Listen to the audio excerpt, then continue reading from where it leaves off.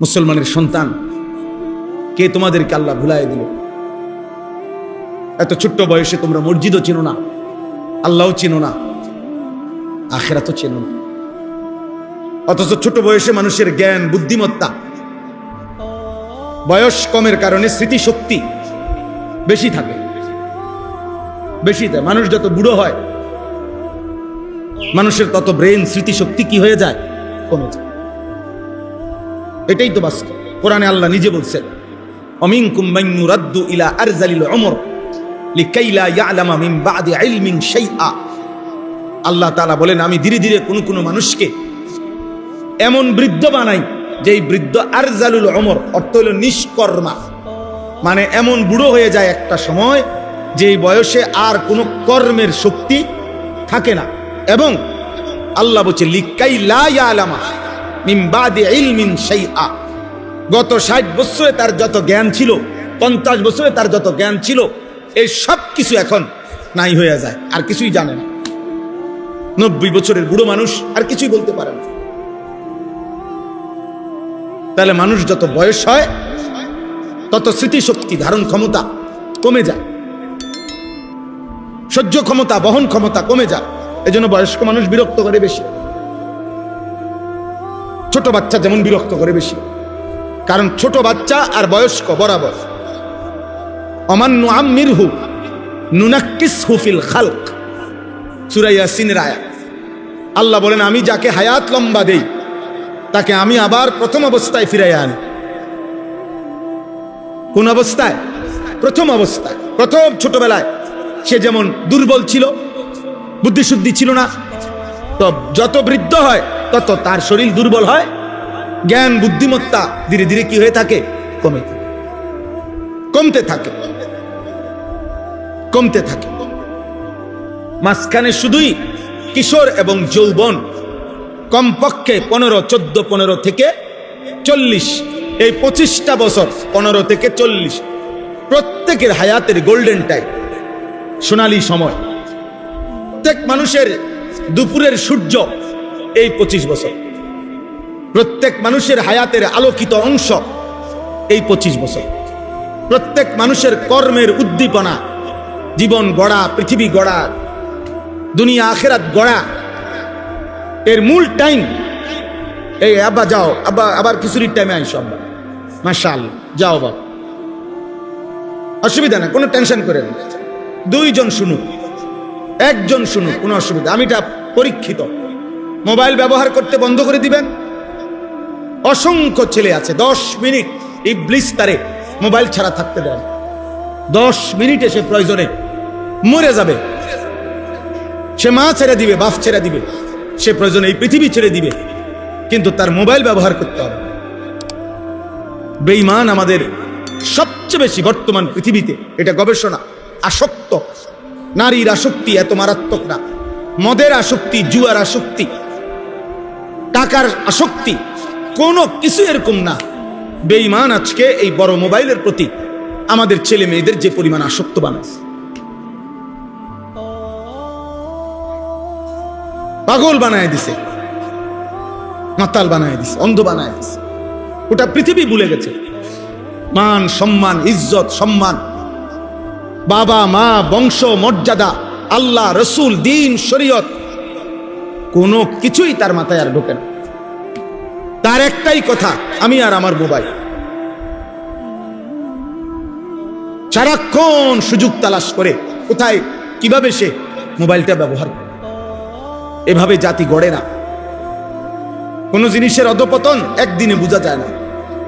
একটা কাঠ অনেক দিন হয় ভিতরে গুনে খাইয়া লাইছে, কিন্তু প্রথম যেদিন গুনে খাইছে সেদিন হয়তো বুঝে নাই, কিন্তু যেদিন ভাঙ্গা পড়ছে সেদিন বোঝা যায় পুরাটা কাঠ ভিতরে খাইয়া লাইছে। কিন্তু তখন বুঝে যে গুনে ধরছিল অনেক আগের থেকেই। আমার সমাজ কিন্তু গুনে ধরে গেছে। জি ইনশাআল্লাহ।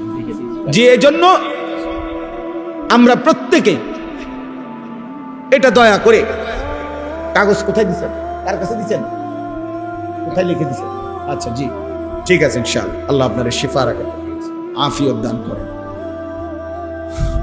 তো এই জন্য বললাম এটা জরুরি আব্বা। তোমরা ছেলের আব্বা বুঝো, জীবনটা এমন সুন্দর জীবন আর আসবে না রে আব্বা। তামাশায় বা 3 বেলা আমরাও খাই বাবা, পেশাব পায়খানা, আনন্দ খুশি, ঘুম আহার নিদ্রা।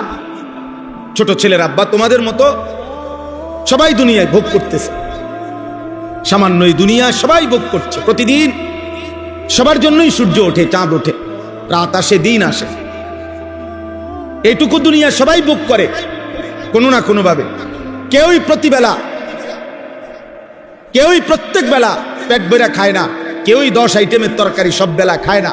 এ কম বেশি সবাই খায়। কোনো বেলা গোশত, কোনো বেলা সবজি, কোনো বেলা হাসি, কোনো বেলা আনন্দ, কোনো বেলা রোদ, কোনো বেলা বৃষ্টি, কোনো বেলায় আলো, কোনো বেলায় অন্ধকার। এটা সবারই জীবনে। যার জীবনে হাসি আছে তার জীবনে কান্নাও আছে, যার জীবনে আনন্দ আছে তার জীবনে কি আছে? দুঃখ আছে।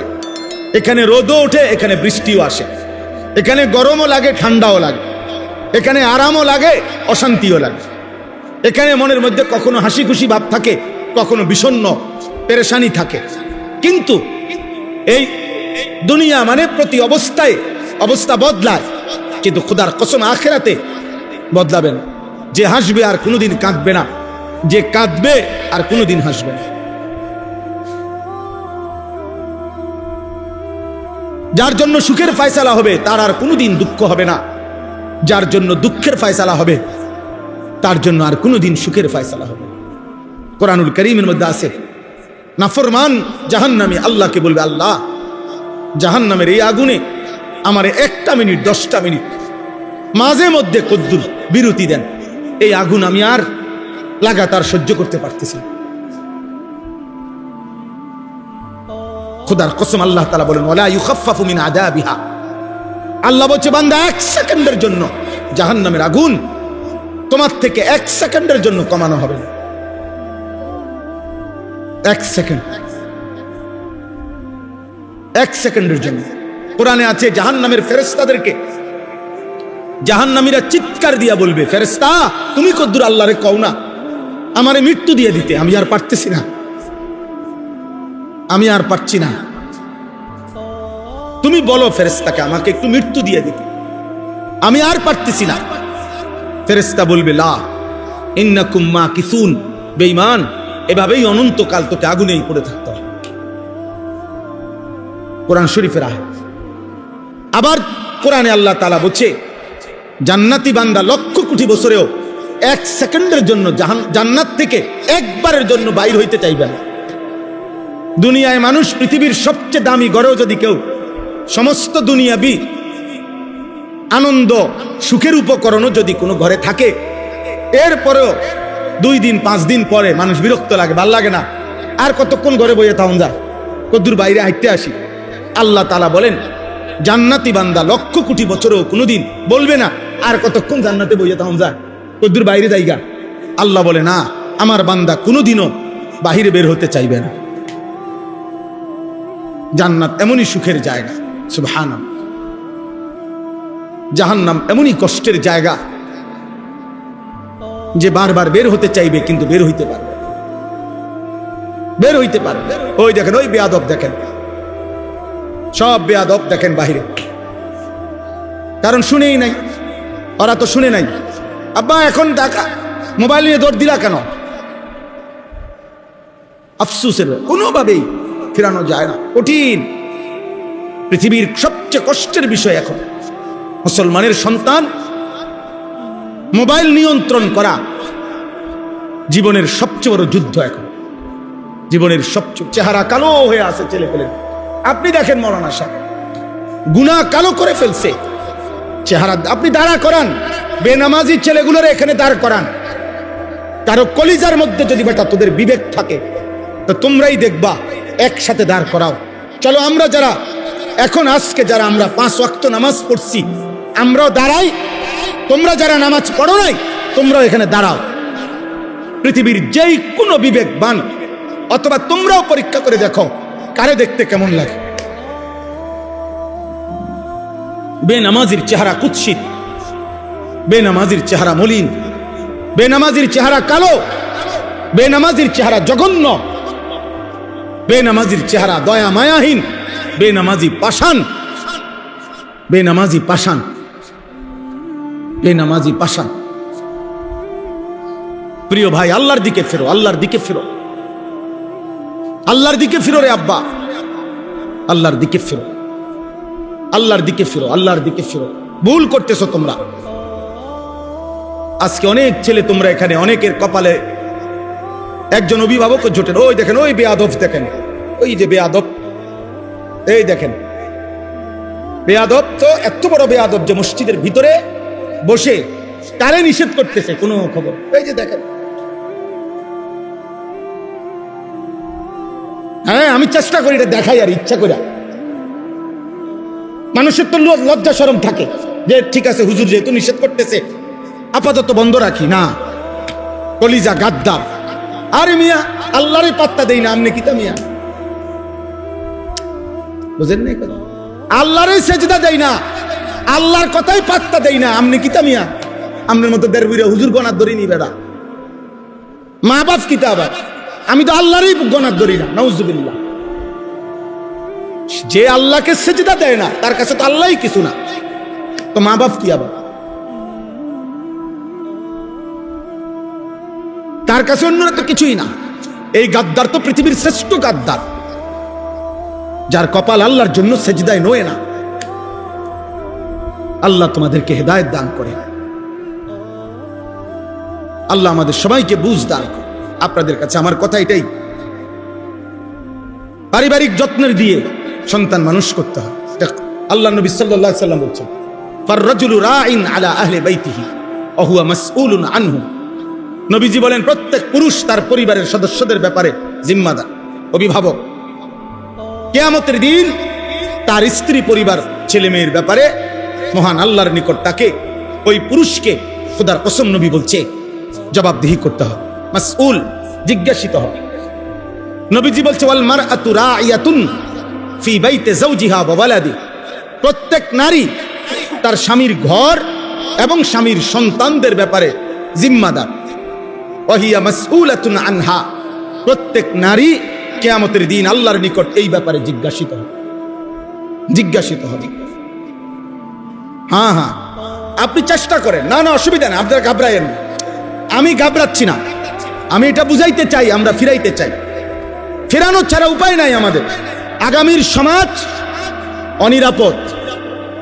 আমরা পৃথিবীর খবর রাখি, দেশের খবর রাখি, কেউ রাজনীতির হিসাবে খবর রাখে, আর আমরা ঈমান ইসলামের দৃষ্টিতে খবর রাখি। বুঝেন না? এই ছেলেগুলো বাঁচতে হবে, এরা বুঝতেছে না। এরা নিজেদের আগামীর জীবন অনিরাপদ বানায় ফেলতেছে, অনিরাপদ বানায় ফেলতেছে। আপনারা এই দেওরা গ্রাম মনে করেন, আজ থেকে 30 বছর আগের মানুষ যারা, তাদের অধিকাংশই আলেম ভক্ত, পীর ভক্ত। বলেন, এটা তো আপনাদের ঐতিহ্য। আমি যখন সোনাকান্দা আসছি তখনও তো আমি জানতাম, তখনও তো আমি শুনছি। এই গ্রামে তো আমি না হয়তো আরো 20 বছর আগে মাহফিল আসছি না হুজুর? তাইলে আমি তো তখনও শুনেছি আপনারা পীর ভক্ত মানুষ, আল্লাহ ভক্ত মানুষ, আউলিয়া ভক্ত মানুষ। তাহলে এখন আপনাদের সন্তানদের এই চেহারা, আপনারা বলেন চাচারা, সামনের এই চাচারা বলেন, কথাটা বুঝছেন কিনা বলেন? আপনারা ছেড়ে দিচ্ছেন, আপনারা মেনে নিচ্ছেন, আপনারা আপনাদের সমাজে মেনে নিচ্ছেন। আপনি বক্তা এনে ঠিক করবেন? বক্তা একদিন ওয়াজ করলে এটা কি তাবিজ যে সবারই একটা একটা তাবিজ দিয়ে দিছে? জুনায়েদ বাগদাদি আর বাইজিদ বুস্তামি, বড় পীর আব্দুল কাদের জিলানী তাবিজ দিয়ে নি হয়েছে? কথা বলে না? বাইজিদ বুস্তামি তাবিজ নি হয়েছে, জুনায়েদ বাগদাদি তাবিজ দিয়ে নি হয়েছে। তো তাহলে বলেন, এই জন্য চেষ্টা করেন, অভিভাবক শ্রেণী যারা আছেন, আপনারা ফিকির না করলে শুধুমাত্র টাকা, সম্পদ, বিল্ডিং, উপার্জন, খাইয়া পইরা জিফুত লইয়া বা তরকারি খাইয়া জীবন কাটাইলে হবে না। এদের পৃথিবী কষ্টকর হয়ে যাবে। বিশ্বাস করেন, আমরা চিল্লাইতে আসি ডেইলি, বেশি পেরেশানি করি আমরা, এদের পৃথিবী কষ্টকর হয়ে যাবে। আখেরাত তো বরবাদ হবেই। এই নারী ছবি, এই চুল, চেহারা, এই বেনামাজি জিন্দিগি এখন সংখ্যাগরিষ্ঠের হার। আগে 30 বছর আগে আমরাও ছোটবেলায় ছিল, আমাদের আমরাও দেখছি, কিন্তু তখন দুষ্ট অসৎ সংখ্যা ছিল কম, নেককারের সংখ্যা ছিল বেশি।